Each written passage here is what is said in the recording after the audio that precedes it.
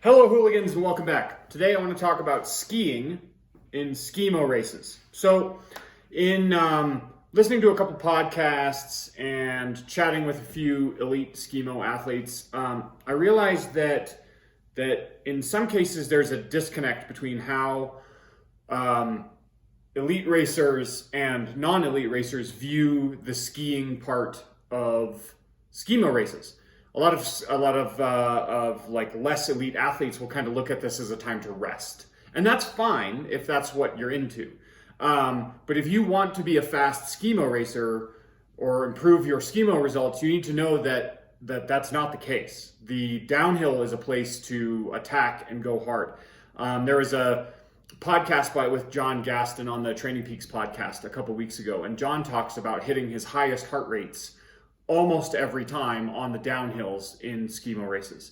And so this made me think this is a really important thing for the average athlete, and especially the athlete who wants to get faster, to try over the next couple weeks. I want you to see how high you can get your heart rate on downhills. Now, obviously, you can't be like totally relaxed at the top of a chairlift, heart rate super low, and then hammer. Right? Like that doesn't work. Your heart rate isn't going to hit super high levels.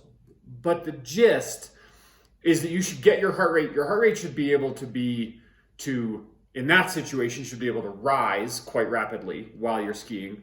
Or if you just skinned up to the top, you should be able to hit something close to max on a long enough descent, a long enough and hard enough descent.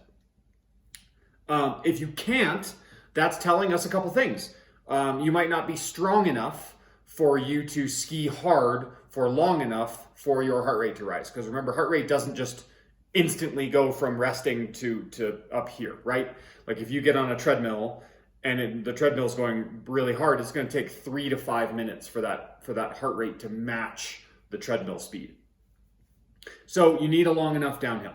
You need your heart rate to be probably a little high going into it. You need to be strong enough to ski hard for that entire downhill, and you need to be skilled enough to ski hard enough for that entire downhill. So I'm going to add this as a piece. If you want to be a really fast skimo racer, you have to be able to do this. And if you can't, figure out why. High heart rates on downhills. Go get it. Have a good day.